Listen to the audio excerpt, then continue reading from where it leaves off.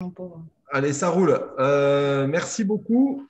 Donc, on va démarrer ce second webinaire numérique. Donc, bonjour à toutes et à tous, chers adhérents, chers amis. Bienvenue dans ce webinaire.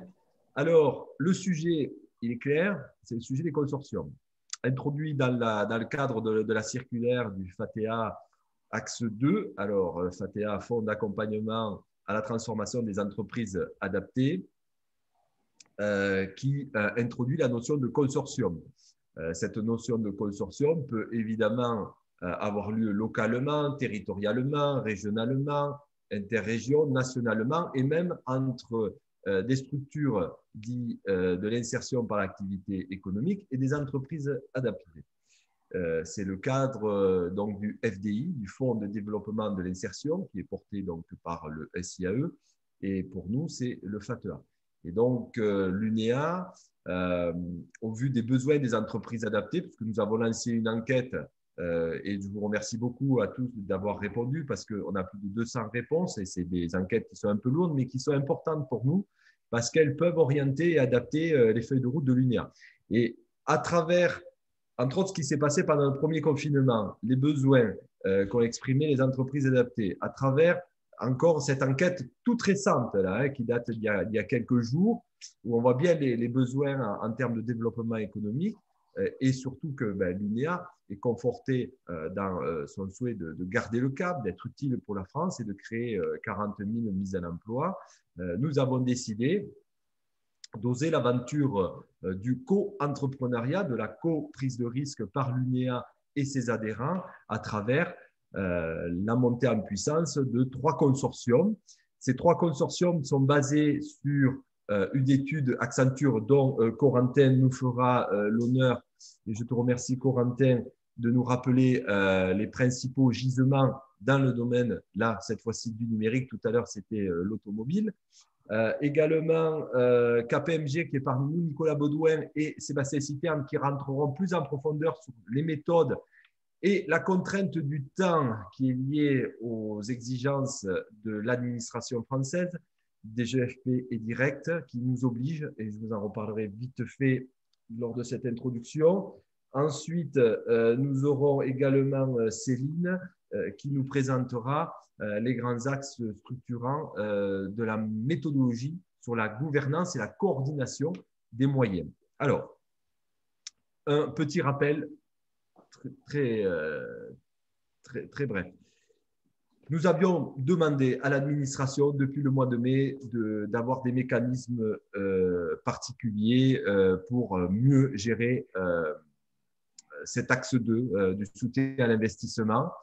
Malheureusement, ça nous a été refusé et donc nous sommes contraints à des limites chronologiques, notamment une date qui nous est poussée par l'administration de déposer les derniers dossiers maximum le 10 décembre. Donc l'UNEA et l'ensemble de ses partenaires, dont KPMG et Accenture, travaillent ensemble pour préparer des dossiers annexes 5 pour chaque entreprise adaptée qui souhaite faire partie de ce consortium. Le consortium, encore une fois, ce sont des entités entreprises adaptées, peut-être aussi des entreprises d'insertion, mais c'est surtout des entreprises adaptées. L'insertion, il concourt dans le consortium de la confection textile. Il n'y en a pas pour l'instant dans le numérique. Nous sommes qu'entre entreprises adaptées. Et donc, l'idée, c'est que l'UNEA aille chercher des donneurs d'ordre, aille chercher des contrats et travaille avec l'ensemble des membres de ce consortium pour essayer d'opérer des activités à taille industrielle de très grandes envergures, comme ce que peut le faire dans d'autres pays, notamment en Espagne. Donc, dans cette première partie, je tiens à souligner le vif succès. C'est-à-dire qu'aujourd'hui, on a quasiment plus de 180 entreprises adaptées qui souhaitent faire partie des 3 consortiums. C'est un succès, c'est clair, c'est indéniable. De plus, nous avons eu, lorsqu'on a déposé les 3 premiers consortiums, donc automobile, numérique et confection textile, nous avons eu un premier accord de la DGFP. Et ça aussi, c'est un succès. Ça veut dire que notre démarche, elle est pertinente et elle est souhaitée. Derrière ces 3 consortiums, il y a 10 000 mises à l'emploi en jeu. Donc, nous avons 2 écueils à surmonter ensemble aujourd'hui. C'est un écueil administratif avec des délais qui nous sont imposés assez difficiles. C'est pour ça que les services de l'UNEA, à travers Céline, Sébastien, l'ensemble des équipes de l'UNEA, dont Mohamed, que je n'oublie pas, qui travaille beaucoup, qui est le contrôleur de gestion, en charge de l'analyse financière auprès de KPMG et d'Accenture, de travailler avec nous. Et donc, ce qui est important aujourd'hui, c'est que vous preniez bien en mesure la nécessité de répondre à l'enquête qui vous a été envoyée par Sébastien. Cette enquête est primordiale. Sébastien va vous la présenter pour qu'on puisse vous fournir une annexe 5 qui soit la plus personnalisée à votre contexte pour la déposer.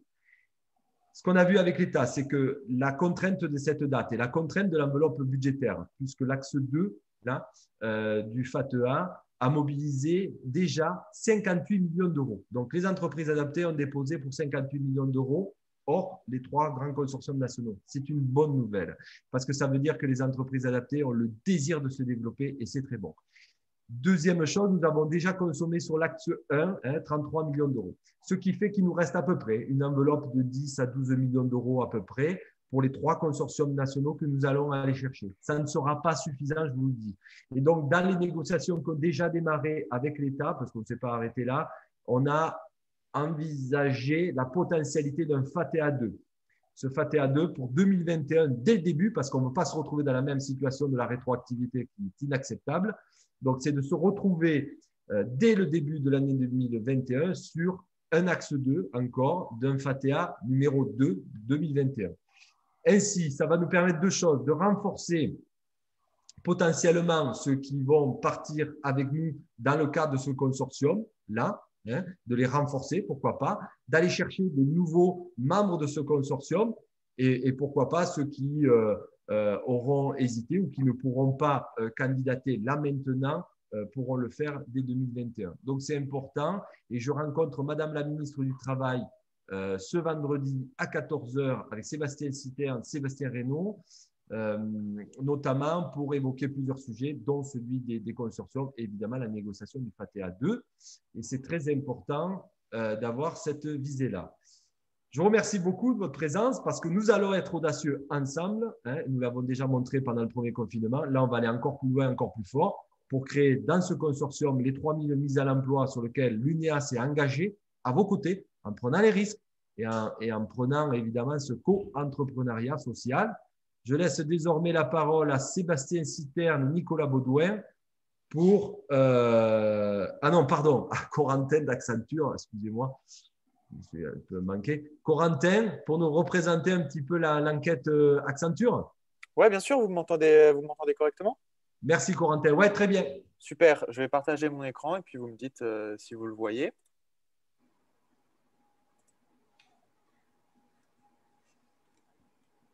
Est-ce que c'est bon de votre côté? Très bien, merci Corentin. Super.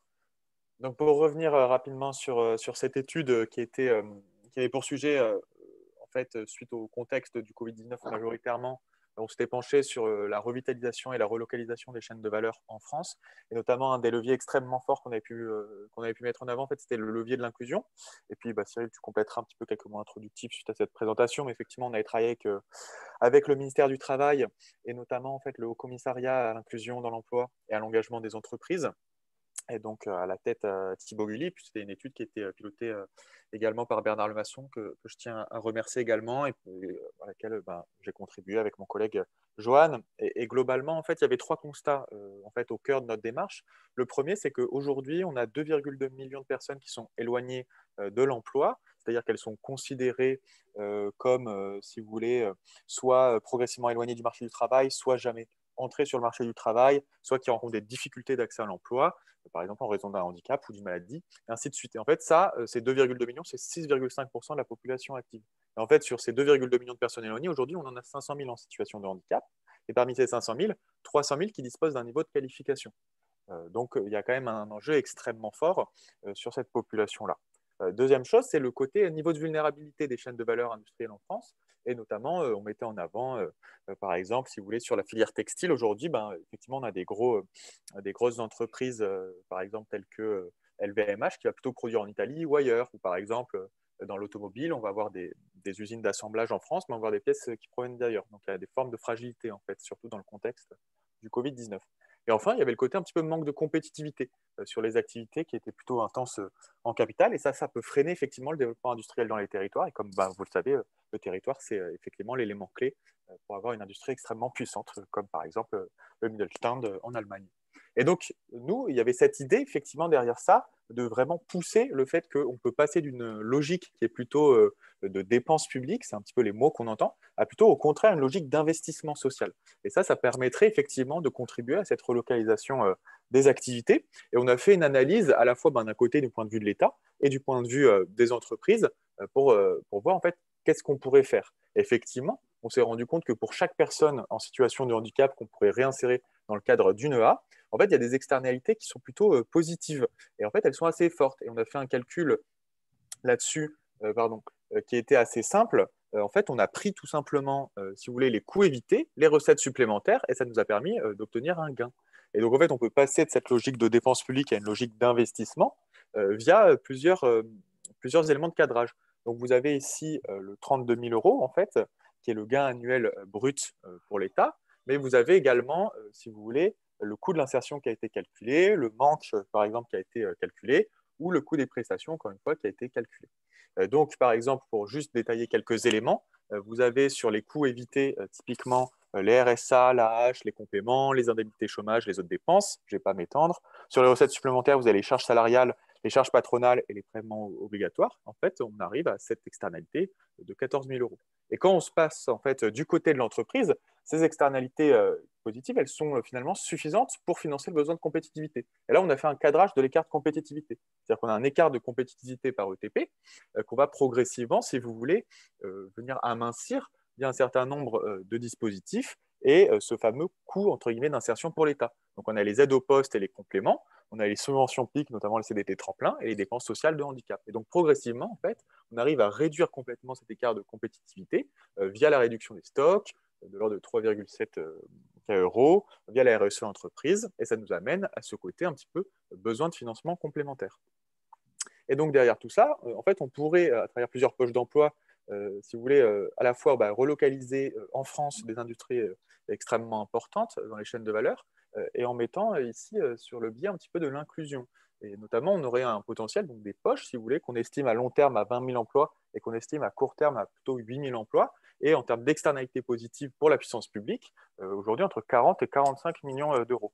Donc, pour quelques éléments un petit peu de précision, on peut effectivement le réaliser via, si vous voulez, cinq choses, 5 piliers qu'on avait un petit peu mis en avant. C'est le côté, une solution économique et financière pérenne pour absorber les cartes de compétitivité, ce qu'on vient de voir. L'impulsion politique qui doit être effectivement assez forte en faveur de la logique d'investissement social et ce mécanisme de réduction des coûts et des écarts de compétitivité. Le côté volontarisme, effectivement, des acteurs et même des acheteurs pour l'implication financière et la mise en place d'un plan d'action à l'échelle nationale pour les mesures dédiées, ce qui est en train de se faire, et l'accompagnement du tissu des entreprises adaptées.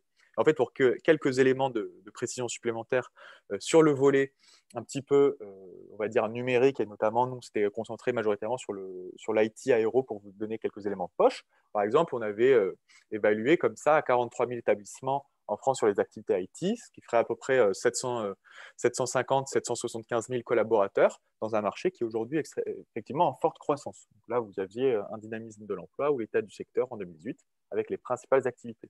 Et en fait, il faut savoir qu'aujourd'hui, on a environ 85 à 90 000, nous on l'a évalué à 86 300, mais environ 90 000 emplois IT qui sont basés à l'étranger en fait, parce qu'il y a une logique de recherche de compétitivité. Et donc notamment, il y a si vous voulez, ces deux oppositions entre nearshore et offshore, en fait, sur la localisation de ces activités. Et pourtant, c'est une pratique qui est très dynamique en France, en fait, d'avoir cette volonté de recourir à une politique de délocalisation pour faire face à la montée, en fait, à la fois des stratégies concurrentielles par les coûts des pays en développement, mais aussi, effectivement, parce qu'il y a des modèles de sourcing qui sont un petit peu différents et il y a d'autres contraintes. Effectivement, on peut citer notamment les contraintes légales à export-export et les contraintes, par exemple, sur la protection IP. Et en fait, ce dont on s'est rendu compte, c'est que ces activités d'IT qui sont délocalisées, dans le secteur aéro, typiquement, elles représenteraient aujourd'hui environ 10 000, 11 000 emplois. Et donc là, c'est un volume qu'on a évalué. Et ces emplois-là, ils sont aujourd'hui délocalisés. En fait, c'est une poche de potentiel qu'on pourrait complètement réinternaliser via, effectivement, un nouvel onshoring. Et précisément, en fait, sur cette analyse-là, on s'était dit, OK, on a un marché de 10 000, mais en fait, quand on regarde à coût salarié unitaire égaux ou supérieur, par exemple, versus l'Inde, parce que c'est un des premiers marchés IT en offshore, on serait sur 8 500 en fait, TP. Et finalement, qu'est-ce qu'on pourrait capturer aujourd'hui? Environ en fait, 3 000 emplois. Donc ça, typiquement, c'est des éléments de détail au sein de notre étude. Donc voilà un petit peu comment on a procédé pour évaluer ces différentes poches d'emploi. On peut effectivement, il y avait aussi l'automobile, voilà, il y avait différentes poches d'emploi qu'on peut aller chercher. Et derrière, effectivement, si vous avez des questions, si vous avez des besoins de précision, je pense que Cyril complétera mes propos. Et puis sinon, je vous remercie effectivement pour votre attention. J'espère avoir tenu les 5 minutes qui m'étaient dédiées, parce que je sais qu'on est en contrainte un petit peu poussée, mais en tout cas, je vous remercie évidemment pour votre attention. Merci Corentin. Effectivement, cette étude, c'est celle qui vient justifier, qui nous fait l'économie de l'étude de marché au regard des 3 consortiums. Donc, on voit là qu'on a des gisements extrêmement importants. L'enjeu de cette typologie de consortium, c'est l'emploi, c'est les candidatures et les ressources. Donc, en fait, là, pour ce consortium-là, on a déjà commencé à attaquer ces sujets-là avec les partenaires emploi, avec la plateforme de l'inclusion et avec la GFIP aussi. Donc, tout le monde est mobilisé autour de ces consortiums pour qu'on puisse justement avoir l'ensemble d'un écosystème favorable à la création de ces 3000 mises à l'emploi. C'est un grand sujet. Donc, dans le cadre des méthodologies que l'on a à faire, évidemment, les meilleures pages de cette étude-là seront transmises en annexe de chaque dossier individuel qui sera déposé d'ici le 11 décembre et qui vous sera transmis par l'UNEA. Et ce seront des dossiers individualisés. Je vais laisser maintenant, désormais, la parole à Sébastien Citerne et Nicolas Baudouin pour préciser justement les méthodologies. Préciser les méthodologies et le calendrier qui s'impose à nous. Donc, Cyril l'a rappelé tout à l'heure, ce qui a été demandé et imposé dans la contrainte calendaire, c'est que tous les dossiers individuels puissent être déposés avant le 10 décembre auprès des services de la Directe. Et dans cet objectif-là, afin de pouvoir vous accompagner au mieux, on a relancé hier un questionnaire. Alors, j'espère que vous l'avez tous eu. On a remis le lien là dans le chat pour ceux qui n'auraient pas eu le mail. Il a été envoyé hier matin pour permettre de dimensionner le projet que vous pourriez mener dans le cadre de l'appel à cette manifestation d'intérêt pour le consortium. Donc, le questionnaire, on vous demande de le remplir pour le 4 à midi, c'est-à-dire vendredi midi, afin que l'on puisse derrière exploiter, préparer les éléments pour les premiers jours de la semaine prochaine et vous aider à compléter définitivement le dossier. Le dossier qui est attendu par les directs, par les services de l'État, c'est un dossier type l'annexe 5 du FATEA, mais sur la description du projet, quelque chose de plus léger. On ne va pas aller dans le détail de ce qui a été demandé dans les dossiers traditionnels, mais on va embarquer derrière un plan de financement du projet. Donc là-dessus, et on verra l'objet du questionnaire, c'est d'aller chercher des éléments pour nous aider à construire le plan de financement avec vous. Et derrière, il sera nécessaire d'y joindre à nouveau le budget, le compte de résultat prévisionnel de l'entreprise adaptée. Donc, c'est quelque chose qui se rapproche de ce que vous avez déjà déposé dans vos dossiers individuels, mais qui viendra se compléter de la partie générée par le nouveau projet qui est en cours d'établissement dans le cadre des consortiums. Donc, à cette fin, je vais juste vous représenter rapidement l'objectif et le questionnaire que l'on vous a envoyé. Donc, je vous mets les éléments à l'écran. Donc derrière, on a les éléments d'identification de la structure, c'est juste pour faire l'identification de tous les projets. Et on vous pose la question de savoir si vous pouvez, sur quel consortium vous êtes intéressé, si vous êtes toujours intéressé dans cette phase-là, ou si vous seriez plus intéressé par un démarrage en 2021, donc dans le cadre d'un projet, du projet d'un financement qui pourra être mené l'année prochaine. Précisez bien ces éléments-là. On a fait un questionnaire qui se remplit pour le choix d'un consortium. Si vous étiez positionné sur 2 consortiums, vous pouvez le remplir 2 fois. Simplement, vous devez remplir 2 fois le questionnaire. L'objet est quand même d'essayer de dimensionner et d'embarquer les entreprises qui soient dans la capacité immédiate à pouvoir se mobiliser sur le projet. Donc, on avait parfois des toutes petites entreprises adaptées qui s'étaient positionnées sur les 3 consortiums, et ça avait posé interrogation dans les discussions qu'on avait eues avec l'État. Ça avait posé interrogation dans la capacité de la structure à pouvoir se positionner sur 3 secteurs d'activité totalement différents. Donc, regardez bien ce qui est possible de réaliser pour vous. Donc, à l'issue de cette phase, donc le point d'entrée de cette question, c'est est-ce que vous avez déjà déposé un dossier sur cette activité, donc dans le domaine du numérique, auprès des services de la Directe. Donc, est-ce que vous avez fait un FATEA Axe 2 pour votre entreprise adaptée auprès des services de la Directe ou non? La clé d'entrée va être différente, parce que c'est soit vous, derrière, vous avez déjà fait quelque chose et on vient compléter le dossier, notamment en pouvant déplafonner une partie des financements, ou soit derrière on redépose un projet totalement nouveau dans le domaine de cette activité-là, et on monte un dossier complet. Et donc, je vous montre les questions. Je passe sur le cas d'un nouveau projet pour une entreprise qui se lancerait immédiatement.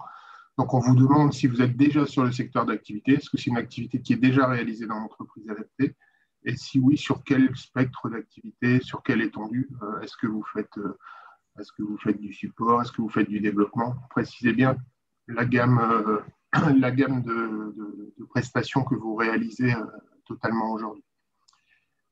Derrière, on vous demande la nature de votre engagement. Est-ce que c'est un engagement de moyens ou est-ce que c'est des engagements de résultats par rapport à ce projet? Votre estimation de chiffre d'affaires au 31 décembre dans l'activité de ce consortium cette année, si vous êtes sur l'activité numérique déjà en place, vous estimez un niveau de chiffre d'affaires d'autant projeté au 31 décembre. Et on vous demande également les principaux clients dans l'activité numérique, de la manière dans laquelle vous contractez avec les acteurs économiques. Est-ce que c'est des réponses en direct, donc où il n'y a pas d'intermédiaire et vous êtes seul à répondre à des marchés? Est-ce que vous le faites en co-traitance, soit avec des entreprises classiques, soit avec des autres entreprises adaptées, ou est-ce que vous répondez également en sous-traitance avec d'autres acteurs économiques? Sur l'ambition du projet, on vous demande derrière d'estimer les personnes que vous pourriez affecter à cette activité, à ce projet, en nombre de personnes physiques, le nombre de salariés en production et le nombre de salariés d'encadrement qui seraient nécessaires à développer le projet. Sébastien, à ce niveau-là, il y a un bug dans le questionnaire, parce que quand on remplit le chiffre, il ne veut pas l'accepter, on ne peut pas envoyer le questionnaire. D'accord. Je vais vérifier, Mohamed. Je vais vérifier. Si. Parce que j'ai 60 réponses au questionnaire aujourd'hui, donc je vais vérifier s'il y a un paramètre qui est mal fait. Donc, parfois, c'est le navigateur Internet, hein, ce n'est pas toujours le navigateur Internet qui est préconisé, c'est Chrome ou Microsoft Edge pour SurveyMonkey. Donc, mais je vais vérifier, sinon je t'enverrai le document en PDF et tu nous feras suivre. Je compléterai ce que tu as déjà renseigné comme information. Merci. Donc derrière, en termes de projection et d'impact sur votre activité, au 31 décembre 2021, donc l'ambition à fin d'année prochaine sur le projet serait de créer, d'avoir un niveau de chiffre d'affaires sur ce qui serait généré à combien et quel effectif salarié pourrait être consacré à ce nouveau projet, qu'est-ce que ça aurait créé en termes d'emploi. On vous pose également la question pour mener à bien le projet si vous souhaitez vous appuyer sur l'expérimentation CDD tremplin et dans ce cas-là, si vous faites du CDD tremplin, sur quelle volumétrie d'emploi vous pourriez affecter au projet qui serait déposé. Et pour vous, l'échéance que vous estimez sur la réalisation de votre projet entre tout de suite et à 18 mois, est-ce que ça peut démarrer très très rapidement ou est-ce que ça sera plutôt mûr dans 3, 6, 9 mois ou voire plus? Donc, ça c'est important également de pouvoir nous le préciser. Les investissements ou votre capacité d'investissement que vous pourriez prévoir sur ce projet, tant sur les investissements corporels, donc tout ce qui est matériel, machine de production, poste informatique pour cette activité-là, la partie incorporelle, logiciel, licence, et les parties on vous demande également ce qui pourrait être utile pour faire du transfert de compétences, notamment sur cette activité-là, mais je pense que Cyril détaillera un tout petit peu plus tout à l'heure ce que l'on entend dans cette démarche. Derrière, on vous demande si vous, par rapport au projet, si vous avez pu chiffrer un besoin de formation. Derrière, si vous avez des besoins en termes de conseils pour parvenir à mener à bien votre projet, si vous les avez chiffrés, ces conseils, puisque c'est une aide qui est différente dans le montage du dossier de l'axe du FATEA axe 2. Derrière, si vous avez déjà matérialisé un plan de financement ou s'il est totalement à créer, et si vous souhaitez un appui de KPMG qui nous accompagne dans la démarche pour vous aider à finaliser le dossier. Et on vous propose dans ces cas-là une liste de dates pour commencer à prévoir l'ordonnancement et les différents appels. Donc, juste par rapport à cette phase-là et à une question que l'on avait eue tout à l'heure sur la démarche, sur cette phase, l'intervention et le contact avec KPMG est pris dans l'organisation totale de la démarche. On ne demande pas de participation à l'entreprise adaptée pour pouvoir avoir accès au service de KPMG. Donc voilà, ce questionnaire est vraiment important parce que des éléments que vous allez produire dedans, on viendra faire un descriptif et on essaiera de bâtir et de vous accompagner dans la réalisation du document à déposer auprès des services de l'ADN. Donc, prenez vraiment le temps de le remplir, de le compléter le plus intégralement possible pour que l'on puisse vous accompagner. Et Sébastien, donc bonjour à toutes et à tous, Nicolas Baudouin à l'appareil. Forcément, aujourd'hui, vous n'avez pas forcément toutes les réponses, mis à part tous ceux qui ont identifié un projet, tous ceux qui sont sur une amorce de projet, une envie de développement, des éléments pas encore cadrés. Je pense que l'idée, c'est si c'est un pas de côté, et si ce n'est pas une nouveauté complète pour vous, l'idée, c'est de vous insérer dans ce dispositif. Forcément, c'est des approximations, aujourd'hui, ce dossier. Je crois que compte tenu des délais qui ont été imposés, ça n'est pas grave. Donc, il y aura de toute façon, on va le regarder.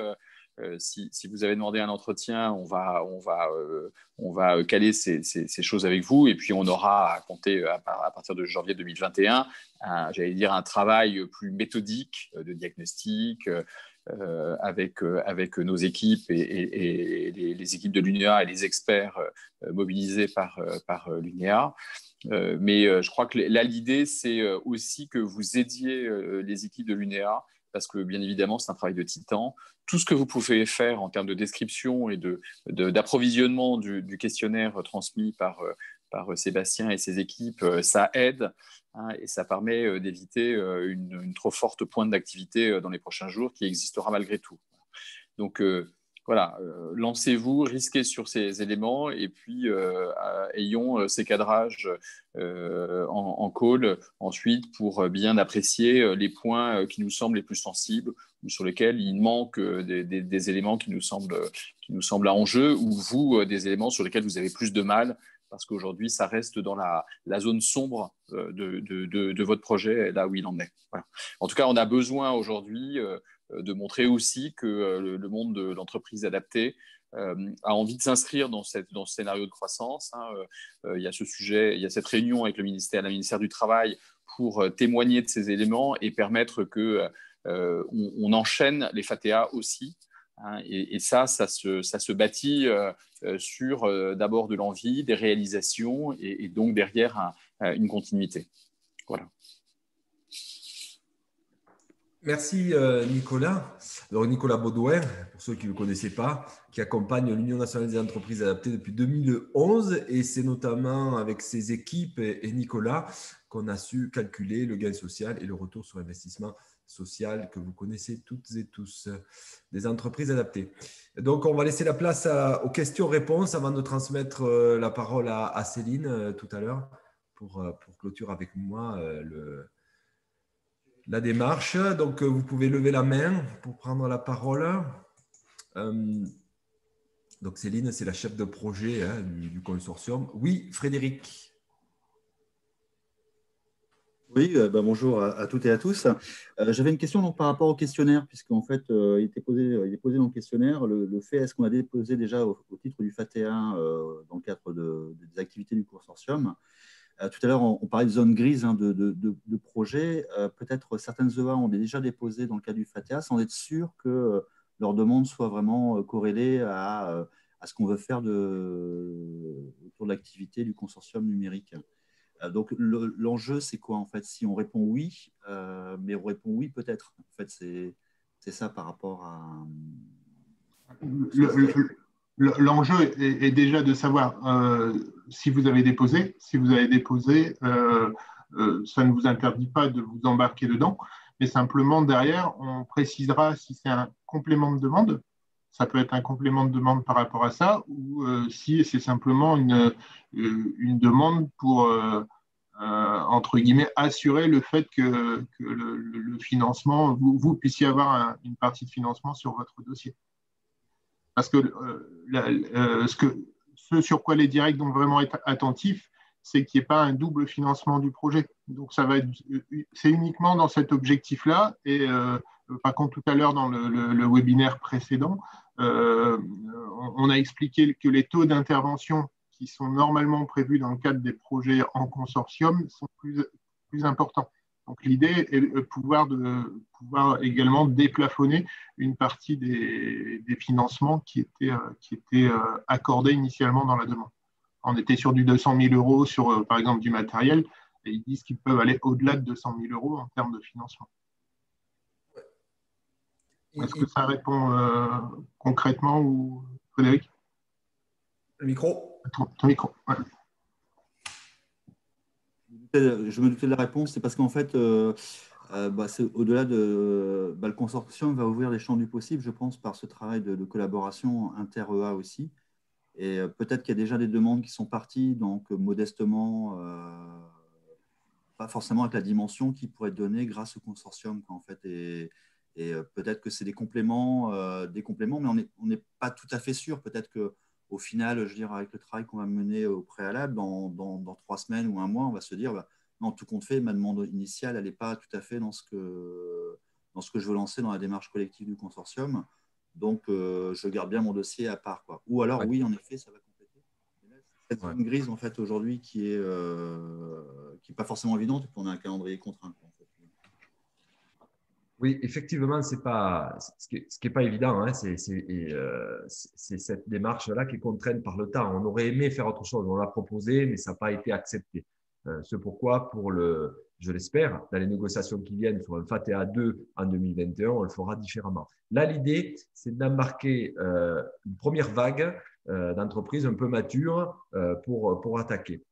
Dans le cadre de la coordination du consortium qui sera présenté par Céline, nous allons évidemment avoir un délégué général du consortium, qui aura évidemment tout l'enjeu de produire la relation entre l'UNEA, les membres du consortium, le client final et l'État et l'ensemble des alliés, parce que dans le numérique, encore une fois, l'emploi, les compétences sont au premier plan. Il va falloir compléter les dossiers de financement des formations, des montées en charge des publics, donc on va s'en occuper aussi. Et que l'UNEA, là, s'engage clairement à vos côtés pour trouver des business, puisque l'UNEA va faire ce job-là d'être apporteur d'affaires. L'UNEA va aussi réguler, puisqu'on aura des projets communs où on va partager ces business. Donc, on sera dans une forme de supply chain, tous liés. Ça ne sera pas siloté, on sera tous ensemble. Certains feront certains partie de ce job, d'autres, etc., d'un point de vue horizontal, vertical, fonctionnellement. Tout ça sera animé par l'UNEA et par ses délégués tout au long de cette démarche. Donc, c'est ça que nous avons proposé à l'État, que nous allons confirmer auprès de Madame la ministre du Travail pour que justement on puisse réaliser les 3000 mises à l'emploi parce que véritablement, l'UNEA sera comptable de cet objectif-là. Donc, s'il n'y a pas d'autres questions, donc pour rappeler, donc on va vous remettre un dossier individuel en fonction du questionnaire, un petit peu adapté. Voilà. Ceux qui ne pourront pas être embarqués là, dès 2020, le seront sur 2021, du fait des délais, des enveloppes contraintes et puis peut-être des revirements de certains ou pas. 2021, ça nous ouvre la voie à la négociation donc aura lieu vendredi. Et ensuite, oui, voilà, KPMG, on a prévu 3 journées par entreprise adaptée membre du consortium de KPMG qui viendra à vos côtés pour peaufiner, une fois que ça sera fait, ça sera lancé début 2021, pour trouver éventuellement les compléments de financement et identifier tous les besoins et vous accompagner dans le développement du modèle pour changer d'échelle. Voilà, ça c'est ce qui est prévu dans le cadre du consortium. Cet accompagnement de KPMG et de l'UNEA qui est entièrement financier dans le cadre du consortium. Ce ne sera pas aux EA du consortium de les financer. Je précise ça parce que parfois il y a des amalgames. C'est prévu. Tout ça est prévu d'un point de vue global. Cyril, il y a une question de Thomas qui était de savoir quelles activités numériques étaient concernées sur la démarche. Oui, alors il va y avoir deux grands sujets. Un gros sujet sur le support. Donc, c'est du support applicatif à grande échelle. Parce qu'aujourd'hui, en fait, en France, en EA, on n'a pas la capacité à répondre à des très grands marchés. On a des petits bouts de marché en co-traitance souvent, mais on est dans l'incapacité. Aujourd'hui, avec le consortium, on va aller chercher les très gros marchés. Parce qu'il va falloir créer 3000 mises à l'emploi en 2 ans. Je peux vous dire que c'est challengé. Donc, il va falloir relever ce défi. Et donc, on va le faire à plusieurs, dans le cadre d'une supply chain globale. Ça, c'est le premier point. Et c'est le point, à mon avis, le plus impactant en termes d'emploi et le plus simple à formaliser. La deuxième, qui nous est challengée par notre sponsor, qui est loin d'être simple, mais on va relever le défi aussi, c'est une usine plateforme de dev, une software component, je ne sais plus quoi, in English, n'est-ce pas Céline? Tu as suivi comme moi les… Software Component Factory. Factory, yes, of course. Voilà, parce qu'on a les meetings en anglais maintenant, il va falloir s'y mettre tous. Donc, par rapport à cette usine logicielle de composants, là, ça va demander, alors notamment, c'est la relocalisation d'activités de type d'anciens langages, type COBOL, etc. Donc là aussi, sur ces langages-là, il y aura du dev, conception, intégration et développement, bien entendu, et aussi du support lié à ça. Voilà. Et tout ça, ça va s'organiser par étapes. Et donc, on aura plus ou moins tous des étapes différentes en fonction de la maturité, en fonction de nos capacités. Et l'enjeu très précis sur lequel on travaille déjà depuis plusieurs semaines, c'est les ressources humaines. Ça, c'est un impact très, très, très, très, très important. Voilà. Et aussi, on travaille avec les ESN qui nous accompagnent dans les transitions, c'est-à-dire pour nous transférer du savoir. Donc, à trouver un modèle économique efficient à la fois pour nos partenaires et alliés ESN pour réussir ce challenge. Voilà, je pense que j'ai fait le tour.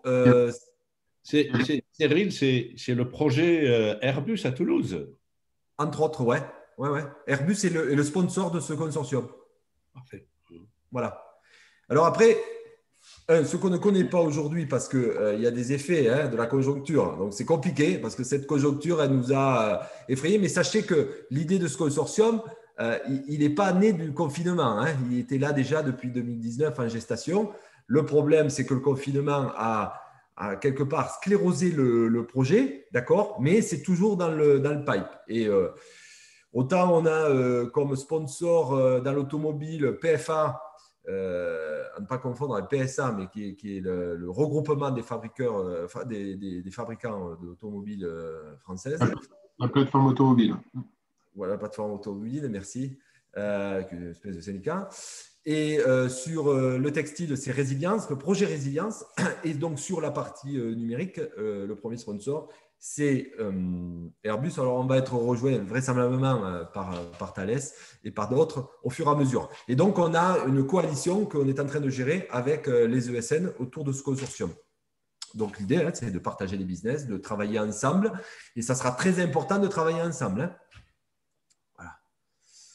Et Céline Fiorina, qui va vous livrer son email, si vous avez des questions particulières après ce webinaire, pourra router, faire l'aiguilleur de vos questions en fonction des équipes KPMG, Accenture, les équipes UNEA comme Sébastien ou comme moi. S'il y a des éléments, par exemple, avec les directs, je le dis là parce que je l'ai dit tout à l'heure sur les directs, il y a des directs qui disent qu'il faut encore prendre des CD tremplins, alors qu'on a aussi en PLF 2021 des abondements socles. Voilà, mais là, moi, je suis là personnellement pour aller gérer ce genre de situation et je vais m'en expliquer avec Madame la ministre du Travail et ses équipes de l'administration centrale pour comprendre ce qui se passe sur ces points-là quand ça arrive dans des départements. Moi, ça ne m'arrive pas, mais j'ai eu vent que dans certains départements, il y avait cette typologie de contrainte qui n'est pas acceptable.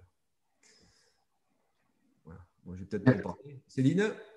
Juste, il y avait une question de Pascal aussi qui était de savoir si dans le cadre du projet de consortium, on allait embarquer le service public de l'emploi pour préparer derrière et identifier les candidatures, travailler déjà le plus en amont possible avec les demandeurs d'emploi. Oui. Donc ça, si tu peux… Oui, donc ça c'est primordial. On va embarquer donc, le service public à l'emploi, on va embarquer la plateforme de l'inclusion, on va, donc, qui est la plateforme d'une start-up d'État qui permet de mettre en relation directement avec une information autour du SPE, directement le demandeur d'emploi en situation de handicap et l'entreprise adaptée, mais également la GFIP, la GFIP qui sera à nos côtés de A à Z pour nous accompagner aussi. Parce que c'est l'enjeu de ce consortium. L'enjeu, alors c'est vrai qu'on peut penser aux clients, au business, etc. Mais le véritable enjeu, il est là. Il est sur les ressources humaines, leur développement de compétences, leur accompagnement et l'identification de tous ces potentiels-là. Donc, ça se joue là-dessus. Il va falloir être très efficient et efficace, quels que soient d'ailleurs les territoires impliqués dedans. Donc, notamment, on pourra s'appuyer si la question, c'est plus spécifiquement sur le SPE, sur l'accord cadre UNEA Pôle emploi qui a été signé fin janvier 2020 ou début février 2020, notamment son article 6 qui prévoit notamment de créer des job dating en suivant le cheminement des étapes de l'Inclusive Tour pour stimuler. Et on va se servir de ça pour focaliser sur la partie des besoins des 3 consortiums. Voilà. Donc, c'est cofinancé par le SPE. Il ne reste plus qu'à l'activer et à le mettre en œuvre. On a déjà commencé.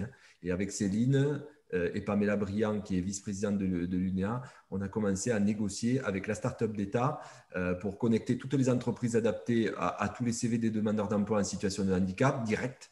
Et ensuite, à négocier avec la GFIP sur des accompagnements très spécifiques au développement des compétences. Céline, s'il n'y a pas d'autres questions.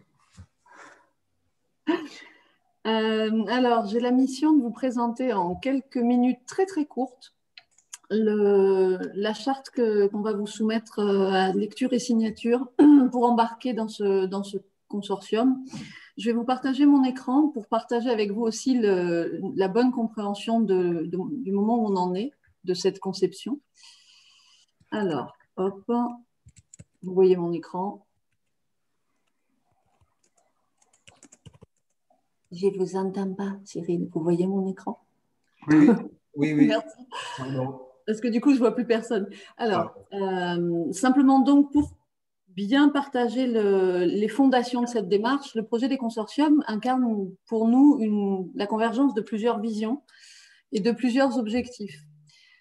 En résumé, on met en système 3 acteurs qui du coup acceptent leur interdépendance. Toutes les entreprises adaptées que vous représentez ce matin, qui êtes porteurs de savoir-faire, qui êtes porteuses d'ambition, qui souvent aussi développent un certain nombre d'activités sur parfois un périmètre géographique qui est vous avez aussi souvent des volontés de coopération, soit mises en œuvre déjà, soit en réflexion. Et vous avez démontré depuis longtemps la capacité que vous aviez à déployer plusieurs activités. Ça, c'est le premier acteur. Et c'est vous. Le deuxième acteur de ce grand projet, c'est l'État et ses institutions, puisqu'on est dans un cadre et une réforme qui nous oriente vers un changement d'échelle important, vers un objectif de création d'emplois, Cyril le rappelle très régulièrement, qui est très, très ambitieux.